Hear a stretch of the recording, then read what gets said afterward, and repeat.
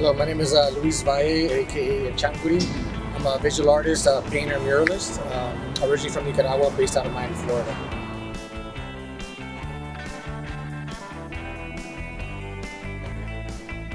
I draw inspiration from life, nature, people. Just trying to figure out what it is that all that this means. So I channel that to make my work.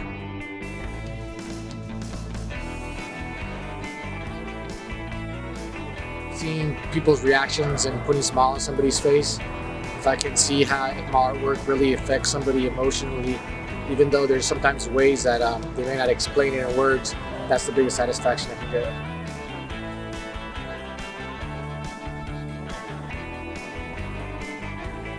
I think a little bit of both. I think some artists imitate reality, especially in the past. Artists would imitate reality because we didn't have any other ways to inform, to report what we saw and what was going on. And then I also think the artists shape reality because artists create their own worlds and with their imagination, so people experience every artist's reality.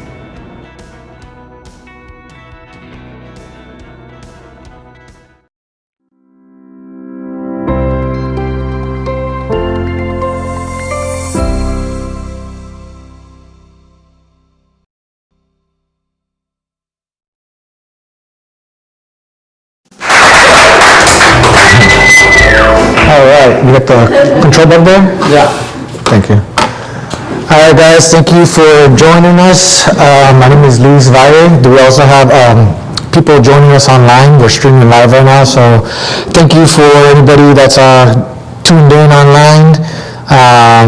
We're going to talk a little bit about my work, my process, a little bit of my history, and all that. So with that, I'm going to run through some slides, and hopefully I don't bore you guys or take too long. And then we'll have some time for question and answers after, so you guys can hang out and ask me whatever you guys have on your minds.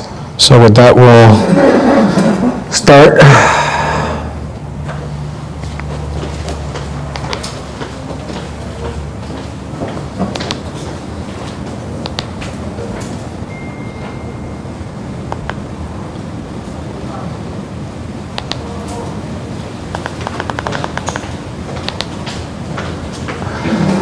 So you guys probably wondering who this guy is back here. So to get to know a little bit of my past and who I am, we've got to start a little bit of my family history. This is my father, Luis Valle, who I'm named after. My family's from Nicaragua. We were exiled 1979. My father was part of the Somoza government. He was an ambassador, mayor of Managua at one point. He was a big person in the government back then. So we had the U.S. government come to our home and help us get out of there when Civil War was starting down there, and basically was uprooted and replanted in the U.S. and started my life brand new over here. So I was 2 years old when that happened. With all that, it was a big trauma on my family and a big thing for them to leave the country, especially when my father had started from nothing, built himself up to be who he was, to come to a new country with our family and all that, basically lost everything, got everything stolen from him, all that by the government that was in place, that got put in place and all that, so we couldn't go back for many, many years. So coming to the US and dealing with all this stuff, hearing about all this stuff growing up was pretty big on my family, and also I didn't know how to speak the language at first. So my first 5 years in this country, I didn't know any English. So when I started school, I guess a way for me to express myself was through art.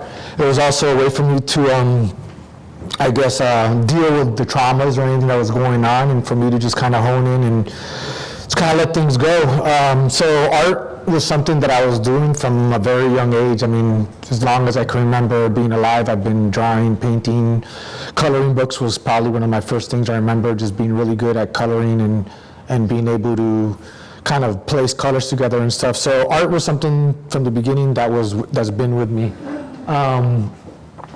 There's also something that was big in my life growing up was sports. So when I was young, I grew up, I played many sports in my life. Basically was an athlete through elementary school, high school, and all that. I wanted to be an athlete growing up, and so I didn't really think that, while I was an artist as a kid, I didn't really look at that, as a career. We're coming from a family where my father was a lawyer, politician, and all this stuff. They liked me doing art, and they pushed it, but, it was never really, like, pushed that hard. Middle school came around, and I was, starting to get into hip-hop and also starting to get into graffiti, which that really changed everything. It was like graffiti was in hip-hop, and all that go hand in hand. So for me, I started, tagging and doing all that kind of stuff when I was about 12 years old. 13, 14, started hitting the streets doing graffiti. I was doing that in high school and whatnot, and really didn't like go crazy hard into the graffiti as far as past high school, because I had something happen my senior year where I was bombing on the streets late night with a friend of mine, and we got stopped by police. Well, tried to stop us.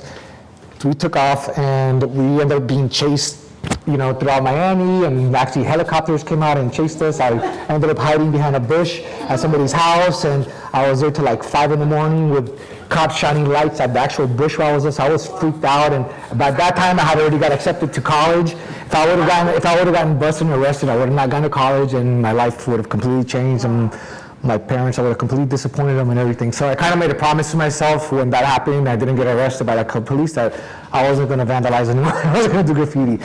So I took my career in another way, and I went to Florida State.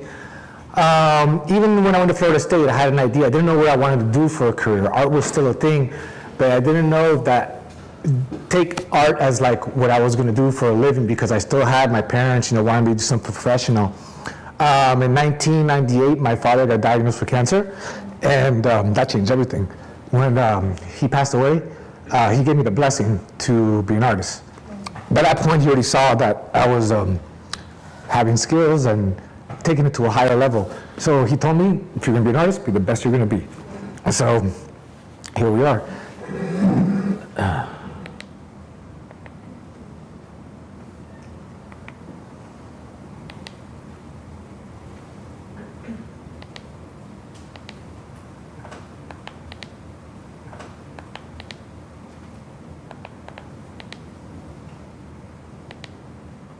Okay, you guys might not recognize some of this work, because early on I had a whole different way of working. When I was in my early years, this type of work I was doing from the late 90s to mid 2000s.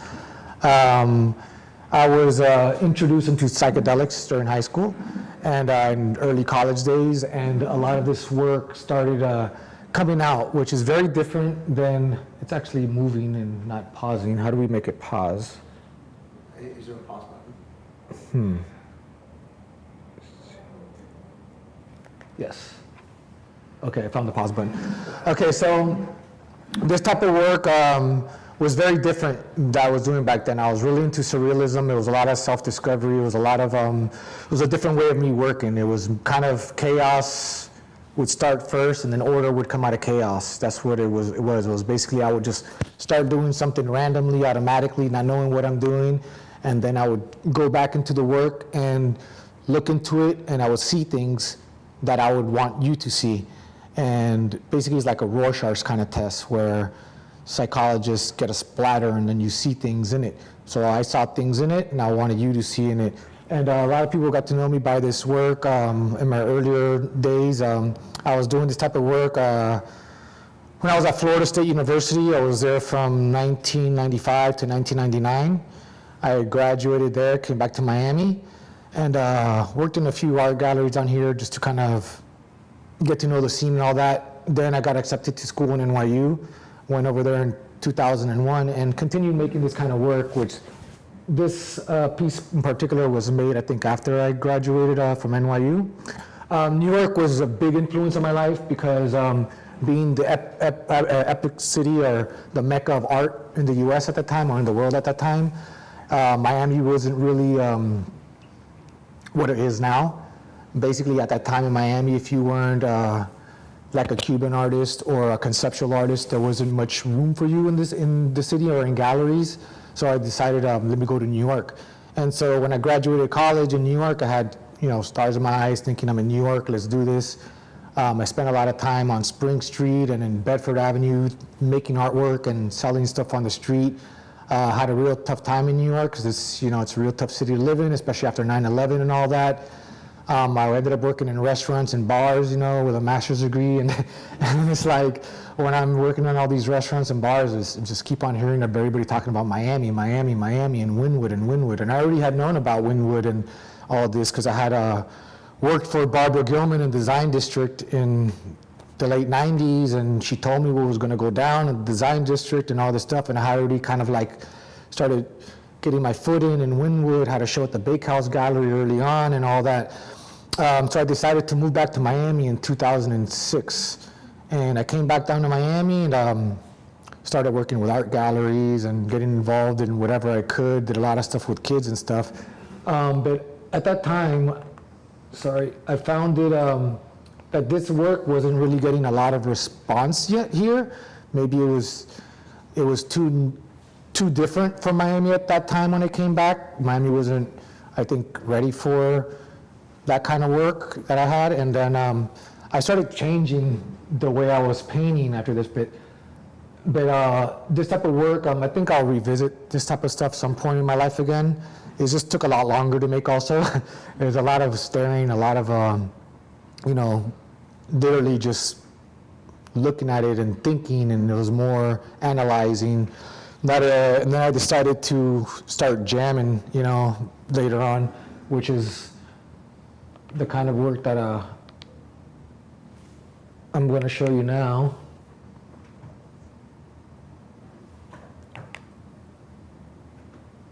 Well, also when I was in Miami, we'll go into this. When I came down to Miami, back to Miami, Miami is a very nightlife type of place. I started doing a lot of body art and body painting. People started to get to know me for this kind of work, and I started to get hired at a lot of events, a lot of situations where parties, Valentine's parties, stuff like this, where people wanted live entertainment and whatnot. So this became also a thing in my repertoire and a thing I was doing pretty often. And it was also a lot of fun to paint live and something that I took that was also my canvas works and also got put into my mural work. It all relates. I try to be, because I explained to you guys, being uprooted and displaced from my country it was a big thing for me because I'm kind of like left thinking, who am I? Where am I from? Am I Nicaraguan? Am I American? Because you're in America and it's like, wait, you're different, you're not American. But if I go back to Nicaragua, it's like, wait, you're American. So it's like, it's this weird thing that you got going on. So it's a lot of self-discovery and figuring out who am I, what does it mean to be Nicaraguan, what does it mean for all this. So looking at all the indigenous aspects and all the stuff that from my culture. And also when I was in FSU, I took a course about indigenous cultures and from around the world. And I studied Aboriginal cultures, African cultures, Native American, all the native tribes from the Amazons and all that. And I started to notice a lot of similarities in the art and a lot of things like that. And a lot of it had to do with, maybe the spirit worlds that the shamans were falling into, which I kind of got a little glimpse from psychedelics and this kind of stuff. So I started taking these little things and breaking it down to the dots and patterns, which I started using in my work. Here's my wife, Sarah, for a body painting that we did, actually. This is in West Palm Beach. We're going to move on to the murals now. Did I show you guys these already? No. That one you did. So also nature, animals, all that's very important in my work. It's important in Native American cultures. Very much about the earth, about taking care of the land, about being, custodians of the earth and the land instead of just taking from the land. And even the way they dealt with animals and everything, looked at them more as, we're here with you, not here to rule you, kind of thing. So that's very important in my work, is to take care of the environment, take care of nature. All right, so we're gonna look at some murals. I made a large array of selections here. There's only so much I can put in. I've literally done hundreds of murals in the last 10 years. Well, I've been doing murals since I started doing my first murals in high school when I was doing graffiti, and also I used to work and do a plate production class in high school where I did large scale pieces in there. So my work was used to being large scale, and even when I did canvases, there was a lot of large scale canvases. The mural work started coming back when I came back to Miami and was in Wynwood and started to get back into the street thing. I started meeting a lot of artists and people that I was noticing when I was in New York, and when I came back to Miami, my work fell in a weird space because I had the street background from the graffiti, but then I also went to school and I studied a lot of the artists and got to love like the Mexican muralists, also got to love like a lot of the surrealists and all that kind of stuff. So I kind of fell in this weird place where with my actual style where it was like, what is it? Is it street? Is it fine art? So I found, when I came to Miami, I found a lot of artists and a lot of people kind of in that weird place and position. So we all started kind of connecting and putting on shows and whatnot. And then Wynwood happened, and artists started coming to Miami from around the world and painting murals. And I was like, shit, there's a thing. So let's do this, you know? It was like, and at this point, technology of spray cans and everything had completely changed. They started making spray cans for murals and for art. And at that time, I had stopped using spray cans for like 10 years. You know, I grew up doing graffiti with spray cans when we had to figure it out with, you know, the basic stuff. So now we have this whole technology of low pressure, high pressure, all these different brands, all these different nozzles and all this stuff. And I picked up one of these new spray cans for the first time, and I was like, what? This is awesome. Let's go. So then I just started, first few murals I did in Wynwood, you just went out and just did them. We don't have anything in a particular order right here. It was too much to put things in order for you guys, but I'm just gonna talk and I'm gonna look back and kind of like maybe talk about some of the pieces, but I'll start talking about the earlier stuff that happened in Wynwood. Just being able to go in there and just go out and get walls and just do it. That's how the street thing is. I found myself kind of like had grown a disdain with the gallery world. I skipped a large part of a nice gap of my art world career because I had worked in about 5-6 different galleries. I opened up two, one in the design district in 2008 called Loomis. Then the whole crash happened and they had to close. Started working in video editing for about 5 years. Then in 2011, I got an opportunity to open up a gallery. I got contacted by somebody in Europe that I had connections with from the other gallery I had opened in the design district. Told me they wanted to open a gallery in Miami. I found a space in Wynwood. They wanted me to run it, be the director and all that.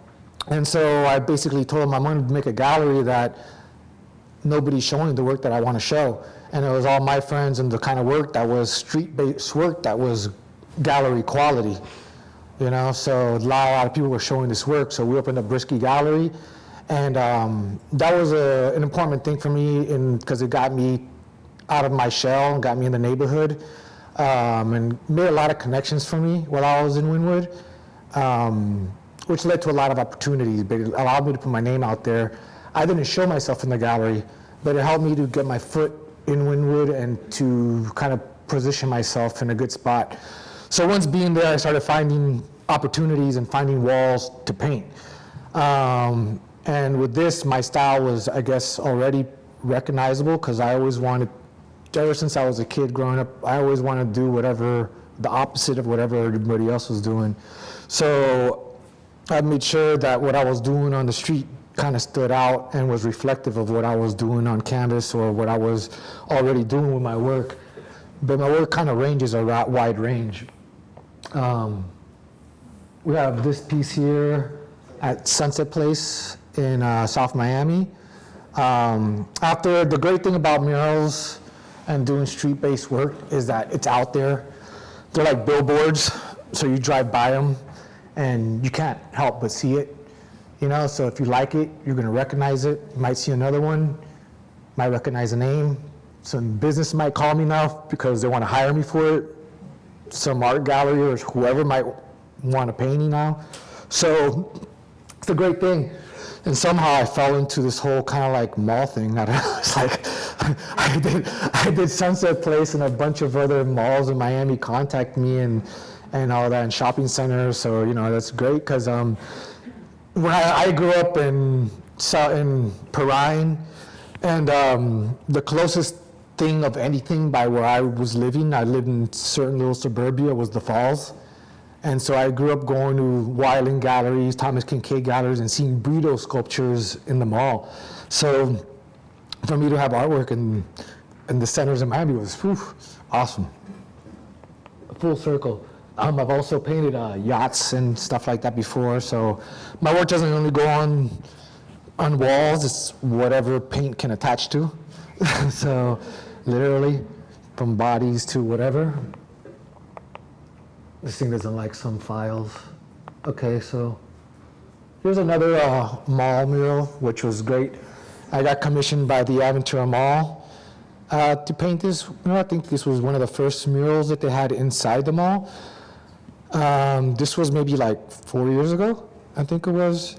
And this is how do you say, a motif that I've been painting for many years, and probably one of my most popular, most highly demanded motifs, which is La Pachamama, Mother Nature, Tree Woman. Where in shamanistic native societies, La Pachamama is Mother Earth, is the female spirit and all that, which all and plant life and the earth has a spirit. So it's a way to kind of show you take care of Mother Earth and take care of the planet and take care of nature, which is what my murals with La Pachamama are about.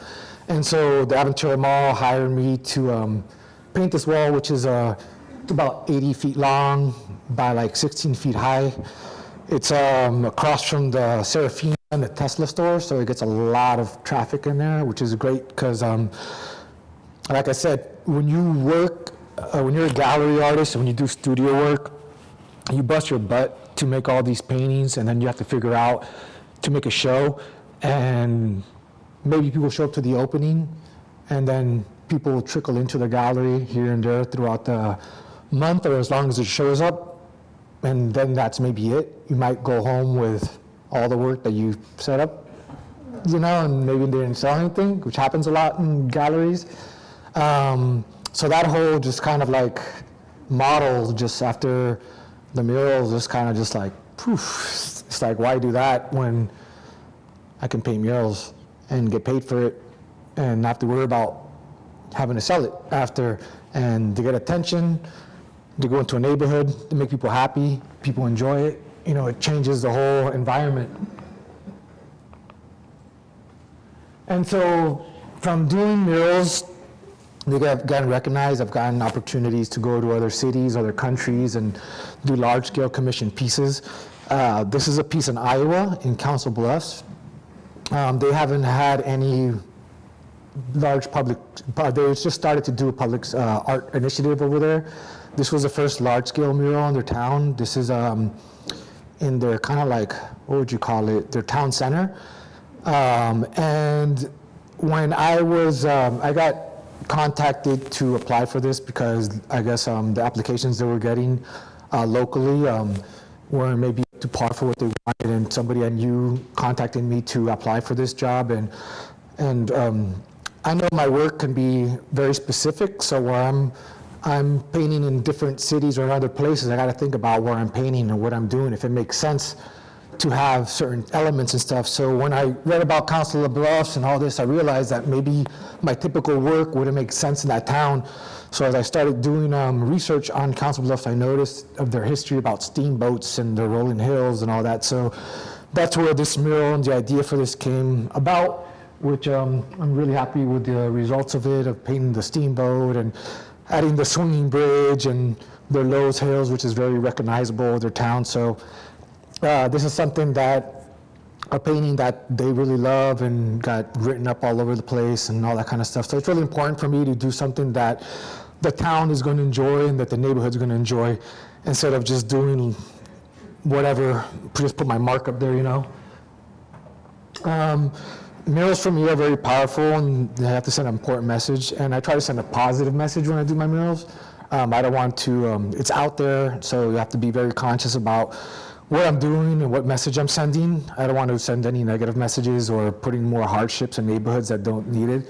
So when the whole thing with Floyd was happening, everybody was doing the whole, you know, the silence or the I can't breathe kind of stuff. I decided to let me take the positive spin on it. And when I was watching the news and all that, and I saw Gianna Floyd on top of stacks back in the news, and really see the results of her seeing how everybody was reacting to everything that happened to her dad, and how she was on his shoulder, and she just said, "Daddy changed the world with this huge," but that really got me. So this mural I decided to paint on in Liberty City in Miami. I had done a project for them earlier in the year, and they had a side wall that I saw there earlier in the year, and I told them, "Keep that wall for me. One day I'm gonna come up and paint something here for you. I like this wall." And so when all this happened, it totally made sense, because it's a African-American owned business in Liberty City, and they're called Freedom Wings. And when I told them I wanted to paint this on the mural, he was more than happy. So I put "Daddy Changed the World" with Gianna Floyd on the back and give her some wings.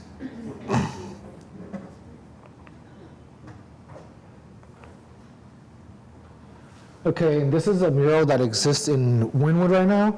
And this is another mural that was done to raise awareness. And this is a collaboration with a good friend of mine, Ivan Roque. And this was done, this was one of the first times I was able to get out of my house when COVID was, we were in the midst of lockdown, you know, and all that. It was like crazy out there.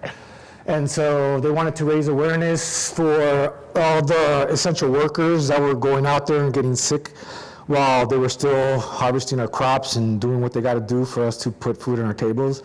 So Mana was more than open to give us his wall and commission me and Ivan to paint this mural, which was actually part of a big initiative where we were live streamed along with a bunch of other people around the country that were doing similar things to raise awareness and raise money for the essential workers. So we were actually live streamed with Tito Puentes Jr. across the country while we were finishing the mural.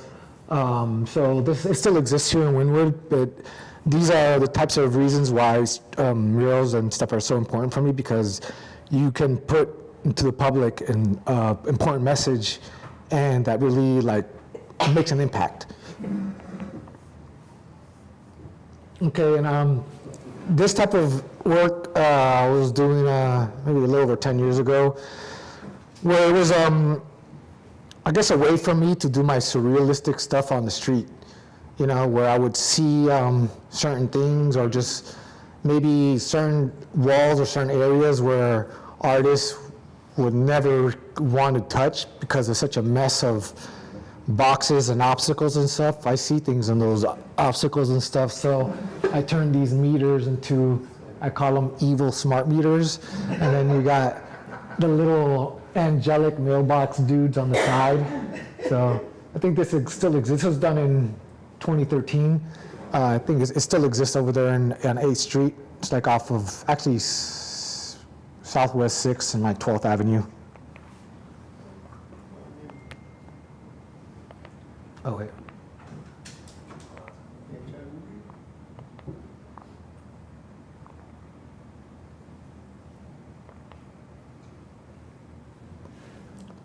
Sorry, this thing's acting a little funny. There it goes. Okay, so this was in Haiti. I've got an opportunity to travel around with my artwork.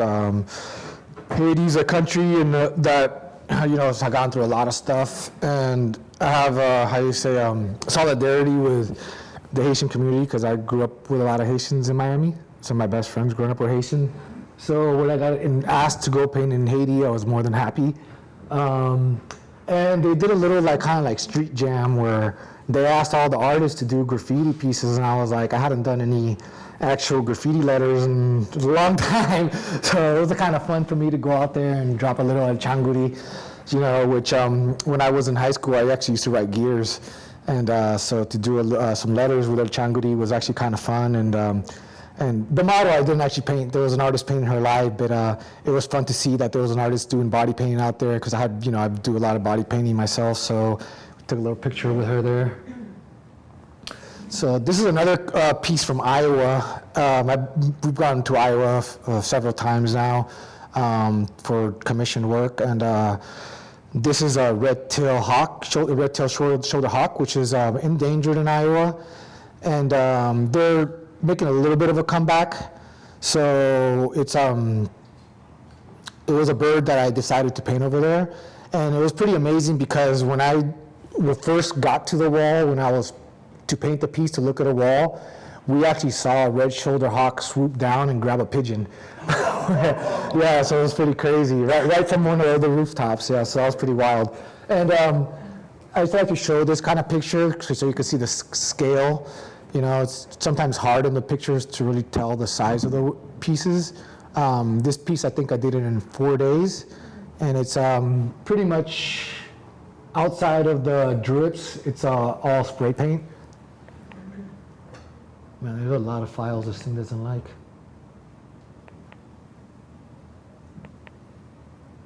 Is that one again? Okay, and you know, from doing a lot of my work on the streets and whatnot, I've been getting a lot of work for businesses, restaurants, bars, and all that kind of stuff. You know, they like, I guess, the vibe that I can create for certain spaces.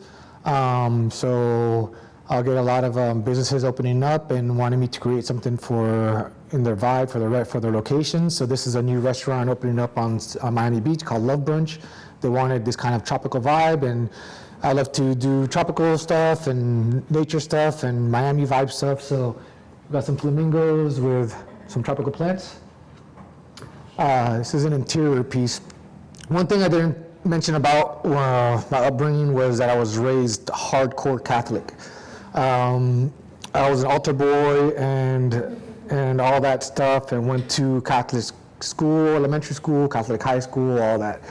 I don't really go to church anymore, but all that stuff, you know, is part of my upbringing and instilled in me, and I still have a certain part of my faith which I include with all the other stuff. So having this is a mural that I did in a family member's home, you know, very spiritual, and it was important for me to show the dove, and all that means a lot. It's a big symbol in a lot of religions.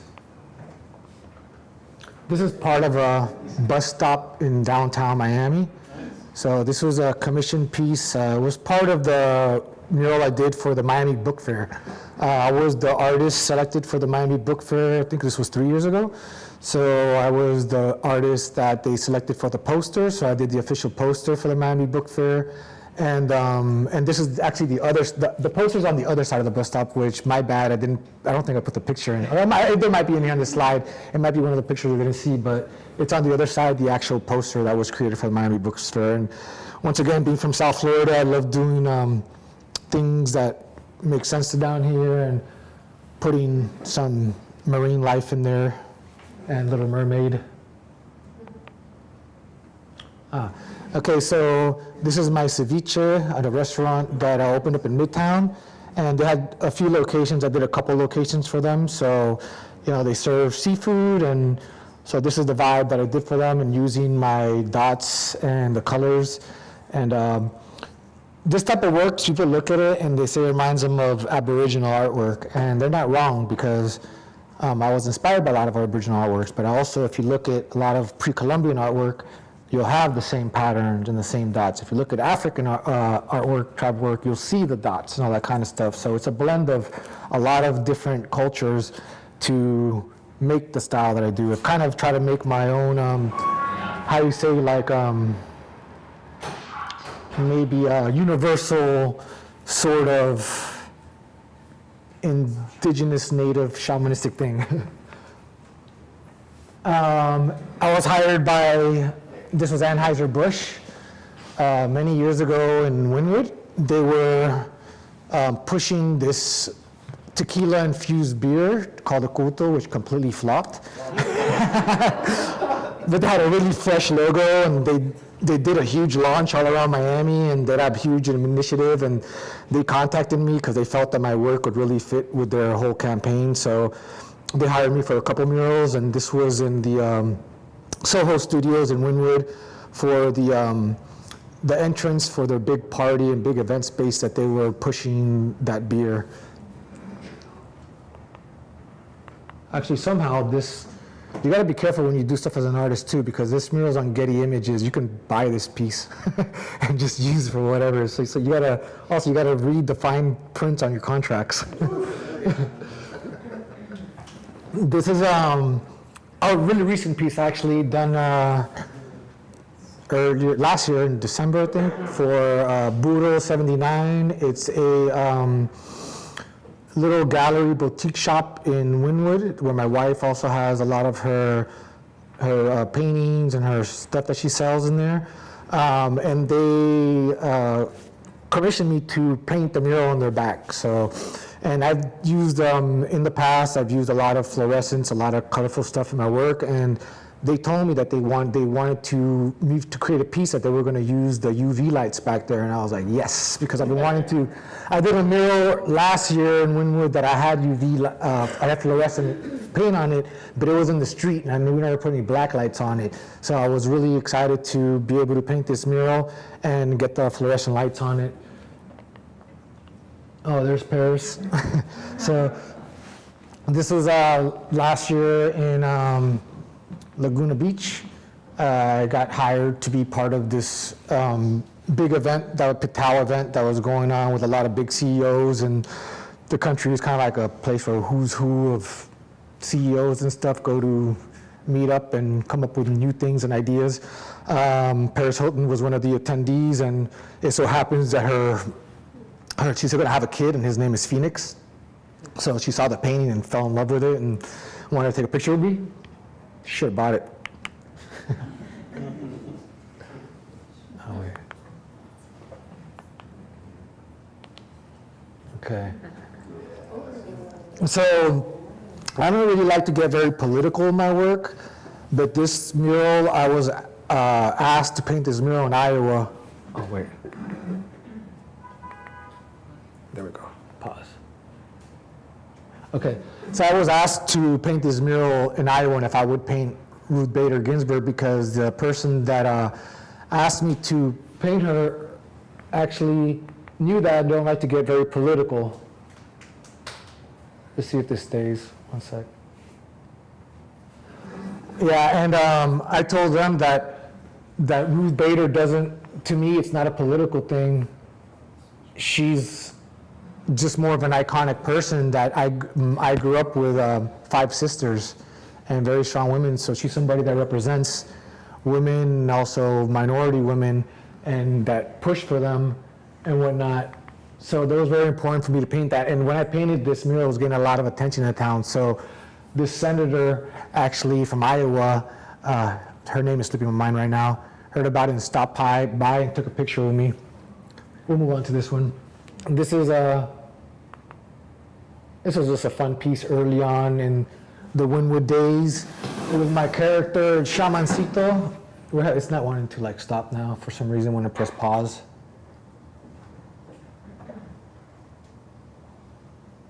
It keeps on flipping. So yeah, this is one of my character, Shamancito, that I do, which is a character I actually invented in high school. And to this day, I still kind of use it. And it's more of a kind of like a universal like shaman character that I created. And it's, to me, he's got a funny little skull face. And to me, the skull, it's not like a scary thing. It's supposed to represent how death you should have as your best friend, because it's right next to you, because it can happen at any moment. So you should live your life to the fullest. So that's what the character represents to me. He's also a benevolent being, good luck, replenishes the earth, all that kind of good stuff. This was a piece that was done in India. This is actually a collaborative piece with me and 2 other artists. This was done for the Tech Fest in Bombay. They have once a year at ITT Bombay. We got invited to go out there, me, Muay, and Run. Muay is an artist from Thailand, and Run is an artist from Iran. So we got together to paint this wall at a Tech Fest. And we had been communicating online before and came up with the idea and the mock-up and all that. And so my contribution to the mural is actually the girl in the middle with the dots, the bird, and I ended up painting the center and the Tech Fest logo in there and all that.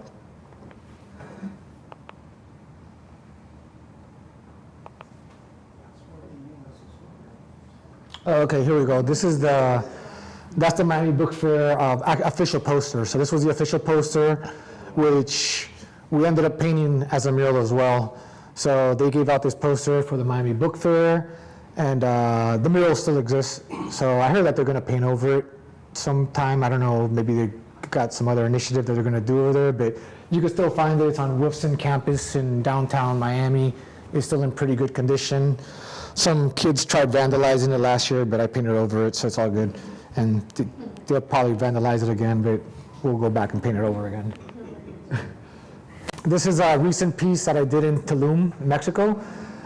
This is for this new hotel opening up called Castillo Tulum. They're still going to do a lot of build-up and that stuff down there, but this is a client of mine that I did some work for in his apartment in South Beach, and he was going to open up a hotel in Tulum, and when he was going to open a hotel in Tulum, he told me that he thought of me right away, that he wanted me to be the artist for his hotel, and I painted the whole rooftop for him, second floor, the hallways. We didn't get to do the rooms just because it was a time crunch and I couldn't be there for more than a month. I had other things to get to. So as part of the rooftop, keeping that tropical kind of vibe. Okay, this is a mural this is an interesting story behind this mural too, because this was another mural that somehow ended up becoming political, which was not totally my intention was for it to be politicized, but the whole reason this mural was created because there was something going on in Tallahassee where there was all these laws that were going to be passed that were going to invade on LGBT rights and minority rights and minorities being able to vote and stuff like that, and also issues that had to do with education and stuff like that. So I did this on the United Teachers of Dade. They commissioned me, and so the idea was to have a minority child that can be, it could be androgynous looking, could be a boy or girl, can be also Latino, could be African American. So I wanted to make it, kind of for a lot of different people. And there's a message on the wall that says, but still like the year I rise, from Maya Angelou. The piece is called Rise. So it was a way for me to send a message that no matter what hardships or whatever obstacles you go through in life, you still can get up and do amazing things. Oh, and that mural actually got vandalized. It was a whole thing. Somebody, I guess, had an issue with the whole political part of it and threw some paint on it. Actually looks kind of cool with the paint splashed on it, I think. And they're also having a big issue with the permitting with the cities. I guess they didn't get the proper permitting, so in Miami Shores, so they're having a fight with the city, and they may end up having to paint over the mural. If they don't have to paint over the mural, then I'll go and fix it. If not, whatever. I got the pictures. So this is one I recently did for Walmart. And Walmart was doing an initiative with 3 other artists, and one in Houston and one in Chicago, where we were representing the Hispanic community for Hispanic Heritage Month. So I was chosen to represent Miami, and I ended up creating this piece, which it's a mural on Walmart in Hialeah. But the great thing about this mural was that it's actually, I did it on the computer. This is actually a vinyl print. So I was actually working on this mural while I was in Mexico in Tulum. I would work on the mural that I was doing on the rooftop and all that during the day. Once night would come, I would go upstairs and bust out my Wacom tablet and work on this project. And so yeah, it's pretty amazing because it's 19 feet high by 72 feet wide, and it's all vinyl printed. And if I didn't tell you that, you probably couldn't tell if you saw it in person. Okay, so this is a mural I did for Hugo Fresh many years ago. They don't exist anymore, Hugo Fresh, but they were really popular in Miami for a while. They blew up and were in all kinds of Whole Foods, and they were one of the first people that were really big in doing like those fresh pressed juices and all that stuff. And so they had a headquarters in Little Haiti, and the owner who had previously bought a painting of mine wanted me to paint their headquarters. So, and he's a lover of, he loved the Amazon, a lot of stuff in Peru and stuff, so he wanted me to kind of bring that vibe in there. So I put a condor, a llama, and a puma, which if you know anything about Andean, folklore, and those are all three very important creatures. Okay, so this is from 2012. Probably one of the murals that I did in Miami that I guess people started to kind of like recognize me in Wynwood and be like, oh shit, who's this dude? So this was La Serpiente Emplumada, which I did in 2012. Actually, I did in 2011, leading to 2012. Finished it by 2012 because everybody was freaking out about, oh, the world's gonna end in 2012 and all this stuff. So I was like, all right, it's not ending, but let me just do the Serpiente Emplumada with the feathered serpent, which I turned into kind of like a little vortex in the middle down there. Put a bunch of skulls dropping down there. Everybody was freaking out thinking they're gonna die, but we actually got a bunch of cherry blossoms falling. Cherry blossoms are very important in my work because cherry blossoms, also like the skull, represent how life is short and beautiful and fleeting, so you have to enjoy life at every moment. So that's what the cherry blossoms too represent. That's why you'll find them in my work. One last question. The character on the top right of that frame, is that any influence from like any Aztec or Mayan? Yeah, definitely. It's definitely influenced by Mayan, Aztec type of stuff. Coming from Nicaragua, we have all that kind of like lineage that came down from the Nagua and Mayan, ancestors and relatives that came down from over there and all that. So, sorry guys, I got booted out of there. We'll get back in there.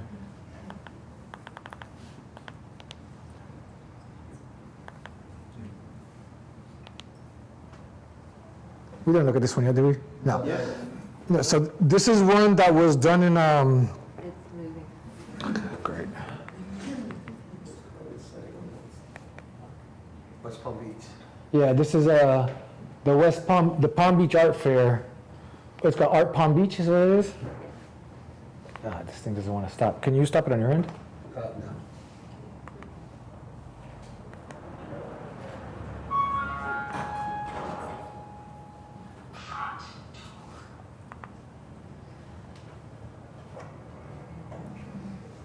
Okay, so this is one that was commissioned and it was done for Art Palm Beach.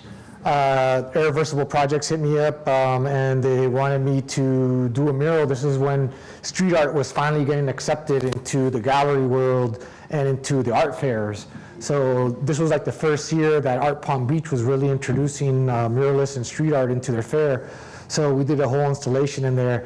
And this was a collaborative piece with my friend Buddha Funk. Buddha was in Wynwood at the time doing a lot of little gold characters based upon the Colombian gold artifacts and all those lost treasures from Colombia.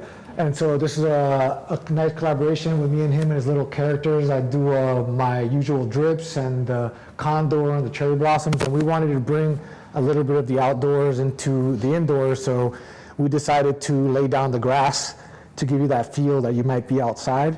So it was a nice large piece in the art fair, which got a lot of attention that year because it was different than all the other just pieces hanging on a wall. This is in Denver, Colorado. I love Denver, Colorado. I've been going to Denver for many years now. Denver is a place that they got a great street art scene over there too. And I wanted to, being in Wynwood and seeing all the artists coming here from other places around the world and seeing how some of them were coming year round or coming throughout the year and kind of made Miami like a second home. I was like, I want some place like that. So I started going to Denver and kind of making Denver my place. I made some really good friends over there, and I've been going there at least once a year now for shows, to do murals, and we've done a lot of good stuff over there. So this was a commissioned piece on Local 46, bar in the north side of Denver off of Tennyson Street, and it's with my Pachamama, and there's a combo of the Pachamama and the dove. Luis, I have a question from a user. Yeah. Can you explain your process? How do you go from blank wall to your final art? Should I answer that now, or should we wait till the question and answers at the end? We can answer it now. So, all right, so we'll do that. When I have a blank, to be honest with you, sometimes I got to see the wall first before I even know what I'm going to paint, because the wall may kind of like really sets the tone for what's going to be on there. Once I see the wall, then I start figuring out what I want to paint. What is this neighborhood about? Who's in this neighborhood? Who's going to be looking at this? And so that once I figure that out, then I start coming up with my image. And usually I'll have kind of 50% of the idea drawn up before, and I'll have it sketched out on my iPad. I usually use Procreate. From there, I'll either project at night or come in the next day, or come in during the day and do a grid, depending on the logistics of the situation.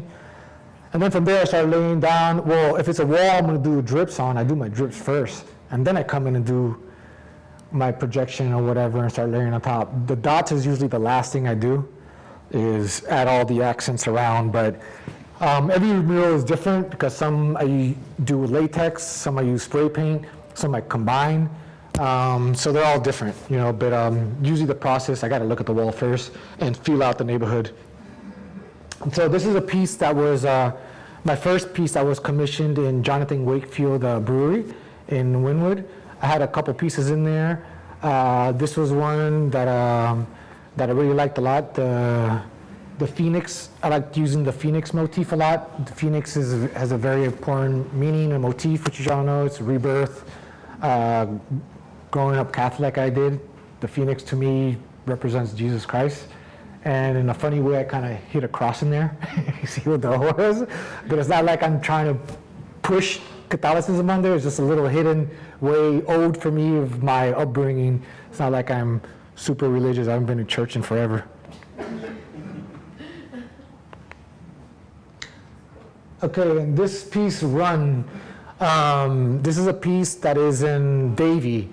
It's on the Bamford Sports Complex. And this was an interesting piece because this was commissioned by the city.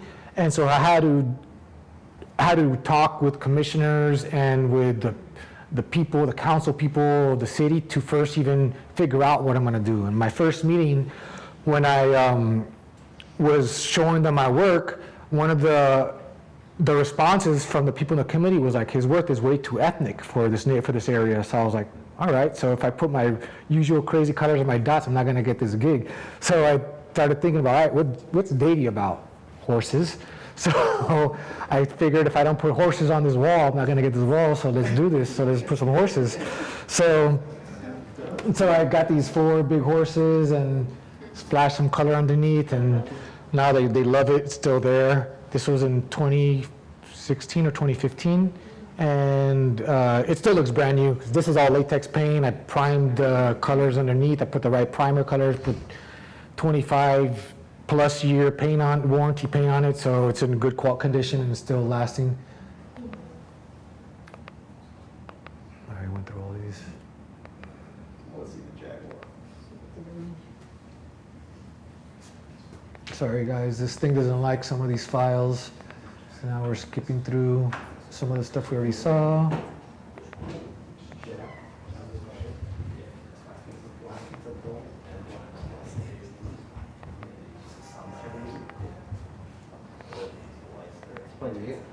It doesn't like a lot of files, bro.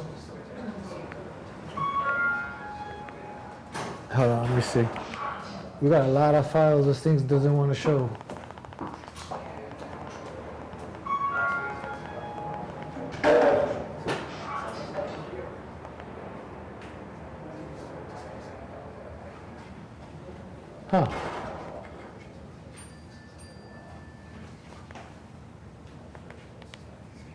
Sorry guys, we're having a little technical difficulty where it's not wanting to show a lot of files.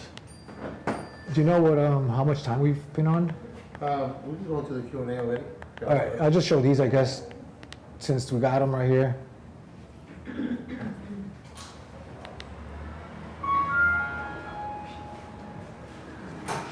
All right, so this is another motif that I've painted a few of. This is a, oh wait, oh God, this thing.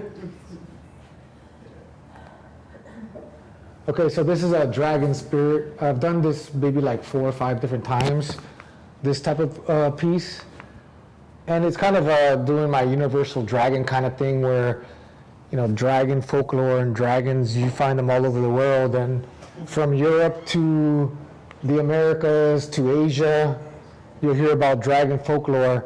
So this is kind of my, it's a mixture of Asian dragon. It's probably like a Mesoamerican dragon. So it's my own version that I've done many different times, you know. So it's some motifs I've done, and it's just a great, it's just a powerful image. I just like dragons, and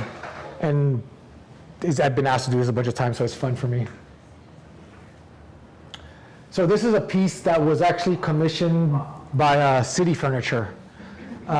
City Furniture was having a campaign called Everyone Can Live Like This. So I did my Pachamama character, and this was in Wynwood. I decided, this was the first time I also did these cherry blossoms forming into a couple. And this was very popular when I did this. People were actually taking selfies in front of there, mimicking the couple and kissing in front of it. So it was called a place to kiss, which was, now people are asking me to do it, and I've done it various times in a lot of different places. So it's a nice little Instagrammable spot. Murals, the one thing about murals and street art is you never know how long they're gonna last. Unfortunately, this mural didn't last more than 3 months, and it was supposed to last a lot longer than that. Wynwood can be a very tricky place to paint in sometimes. A lot of shady things go on, a lot of double contracts being pulled, a lot of people just trying to come up. So this mural, for reasons I won't say, got painted over, and well, by Uber actually. 2 times Uber's gotten over one of my walls, but yeah.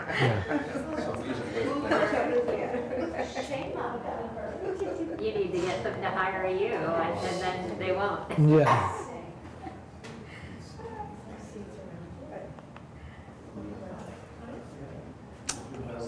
All right, so jaguars are big in my motif also. Coming from Central America, Nicaragua, you find jaguars in there.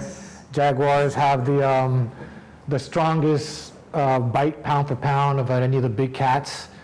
And they're also a big part of the spiritual, shamanistic cultures in Central America. I've also had some powerful dreams with some jaguars in there before. So it's a way to show strength, power, and supernatural kind of vibe that they have. This piece was created actually, this was actual, not a canvas piece, but like a gallery piece. It was a 4x8 piece that was shown in, for Art Basel. We had a show in the Fountain Blue with Re-Envision magazine, Re-Envision Gallery. And this image was used as a centerfold for the show and for the magazine that got put out that year.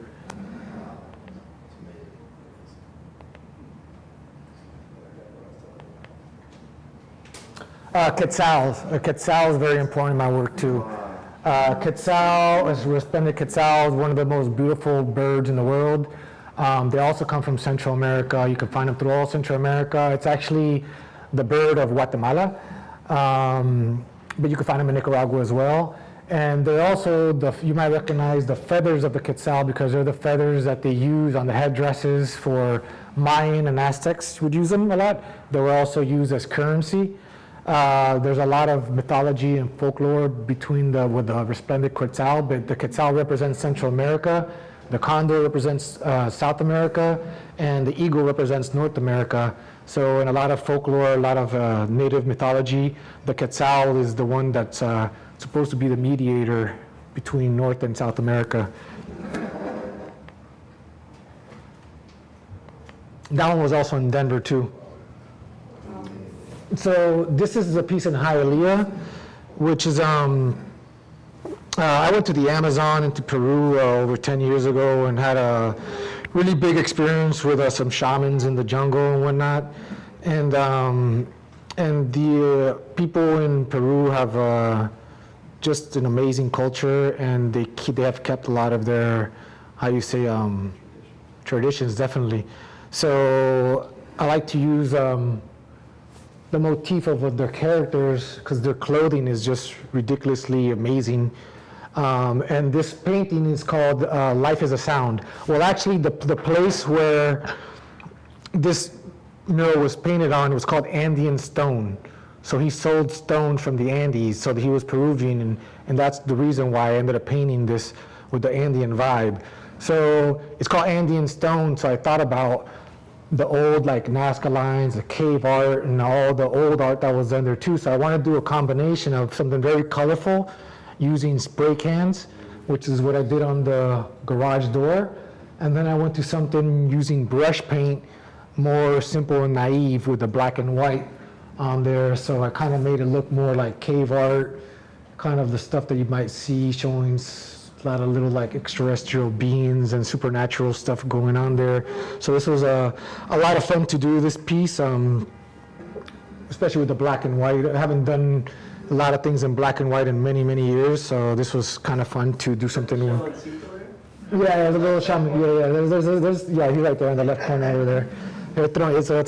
He's thrown in there for sure.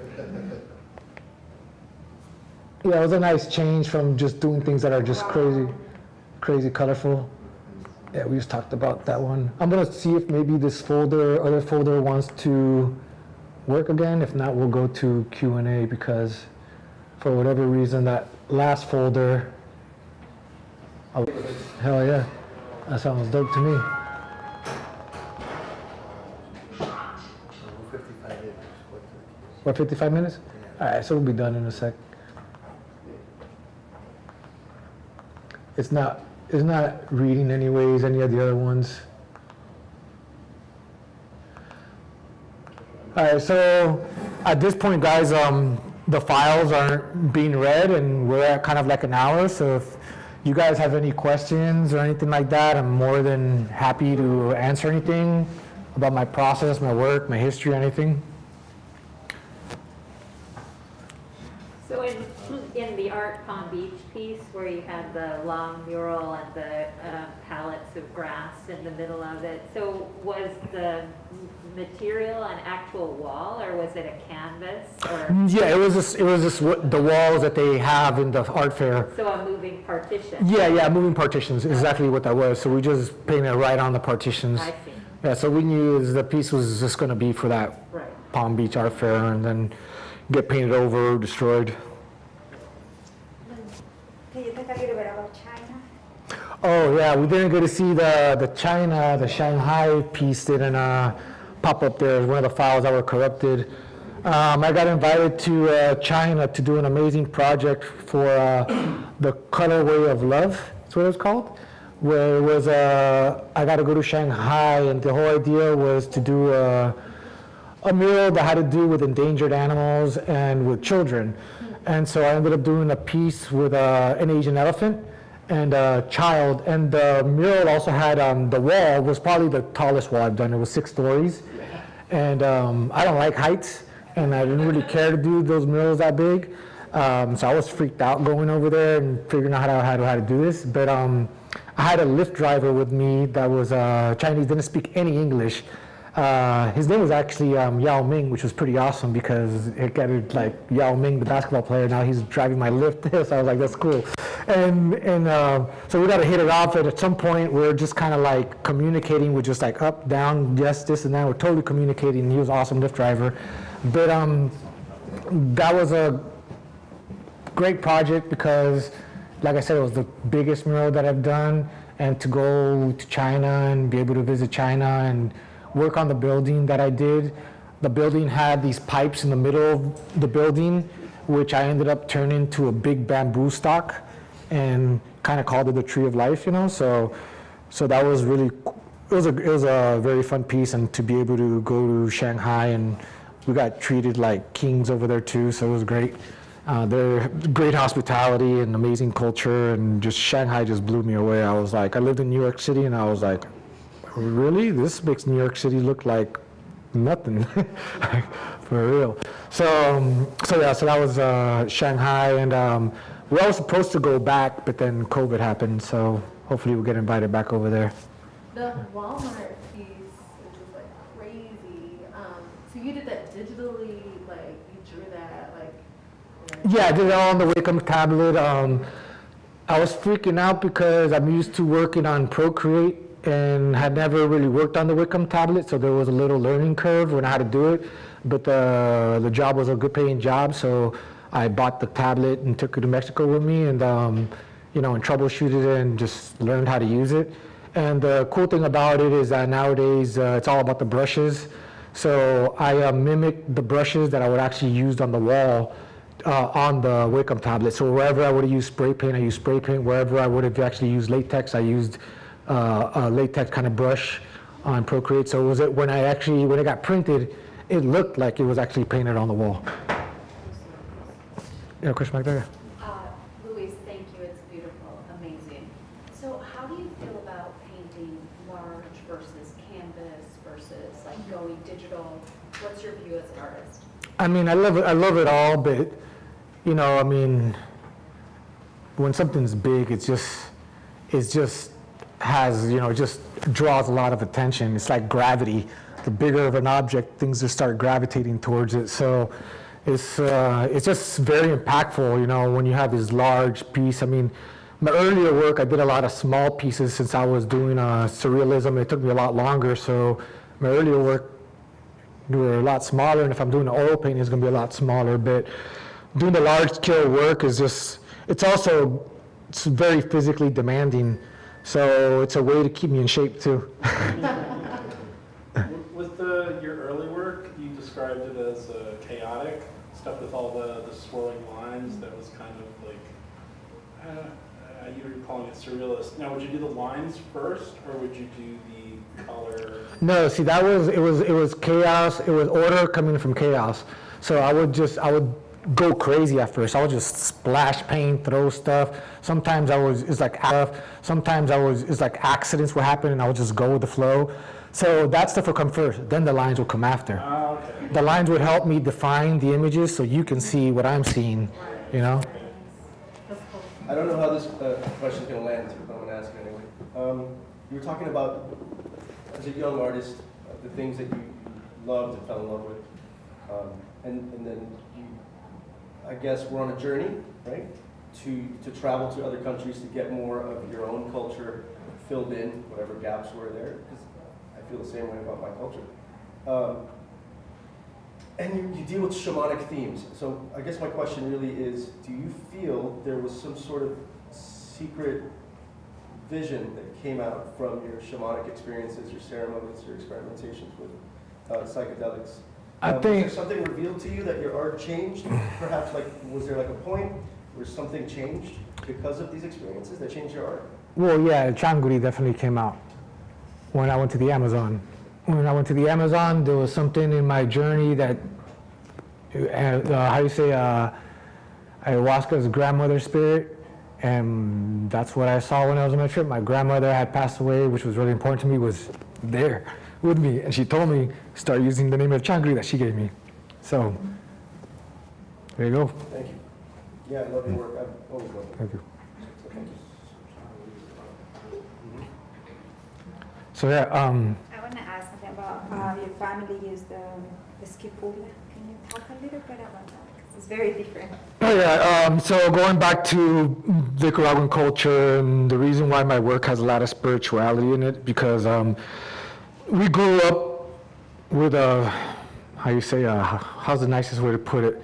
a very interesting form of Catholicism in Nicaragua, where we pray a lot to the Virgin Mary, we pray a lot to, actually it's a black Jesus, it's called the Esquipula, which the Esquipula is a Jesus that's venerated through all of Central America, which actually comes from Guatemala, which my tatarabuela, which great-great-grandmother, was kind of like a saintly figure that went on a pilgrimage to Guatemala, which people did to show veneration to the Esquipula that was in Guatemala.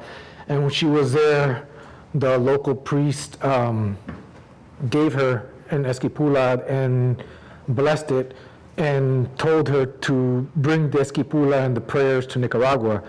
So she started praying to the Esquipula, which is this black Jesus, which the reason that it's a black Jesus is for a lot of reasons. It also has a Native American headdress and wear on it, but there's many reasons why they say it's a black Jesus, but one of the reasons I understand is because of the sins that he took on, and also because of where we're from and the people that were around there were darker skinned, so it was a way to kind of like connect with the people from there. And so this is, the Esquipula ended up being passed down to my grandmother, to my mother, and it's in our house now, and it's something that I grew up venerating, and it's just an interesting thing for my culture, and definitely like a reason why there's a lot of spiritual elements in my work. Do we have any other questions back here? All right. All right, well, ladies and gentlemen, Luis Valle.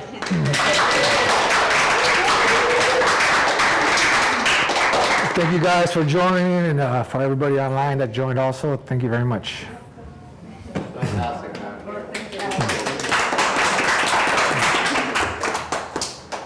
Awesome. I know, yeah.